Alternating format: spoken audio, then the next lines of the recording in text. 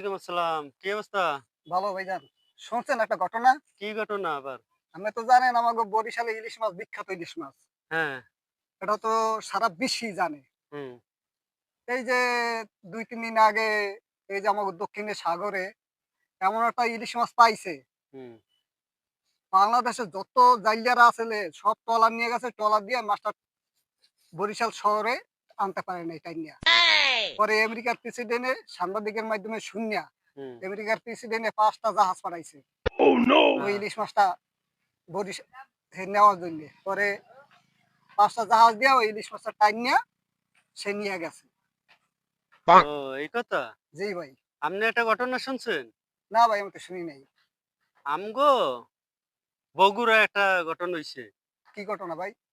একটা তাল গাছে তাল হইছে। জি। তারপর? তালটা ওই যে বিদেশ থেকে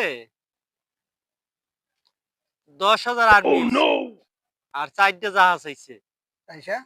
১০,০০০ আর্মি বড়, বড় ক্যারেন গুলো আছে না? ওই যে পদ্মা সেতু বানাইছে ওই ক্যারেন গুলা। হ্যাঁ, হ্যাঁ। জি, জি। ওই ক্যারেন গুলো আনাইছে ২ টা। একটা লাগবে না তো। ২ টা আনাইছে। আইনা এবার ওই তালটা পাড়াইছে। পারছে। আর অনেক হাজার, হাজার লক্ষ, লক্ষ আর্মিরা গার্ড দিছিল। আর হুম। ওটা যেন কেউ না নেয়। না, না। এবার ৫ টা জাহাজ দিয়ে ওই দেশে প্রেসিডেন্ট লইয়া গেছে। হয়ে গেছে। হ্যাঁ। এত তাল হইছে আপনাদের দেশে? বড়, বিশাল বড় একটা তাল হইছে। একটা। ২ টা জাহাজ দিয়ে টাইনা দিছে। হ্যাঁ। সুবহানাল্লাহ! ভাই, আপনারা ২ জনে তো আলোচনা করলেন, কথা বললেন, আমি তো সব শুনলাম। কিন্তু হুম। আপনারা কি একটা ঘটনা জানেন? কি? না ভাই কি ঘটনা? আমাদের কুমিল্লা জেলায় একটা ঘটনা ঘটছে। এমন বড় একটা কচু হইছে ভাই, এই কচুটা নেওয়ার জন্য ব্রিটেনের প্রেসিডেন্ট হ্যাঁ। নিজস্ব নিরাপত্তা বাহিনী পাঠাইছে। সাথে ১০ টা জাহাজ পাঠাইছে।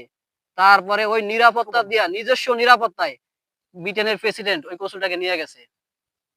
তাই ভাই? হ্যাঁ ভাই। এই কচু কি করে ভাই? ভাই ওই যে যারা চাপাবাজি করে আপনারা যা করলেন, এগুলো তো বাস্তব জীবনে সম্ভব না। চাপাবাজি করে হ্যাঁ করে দেয়। আর কি করব?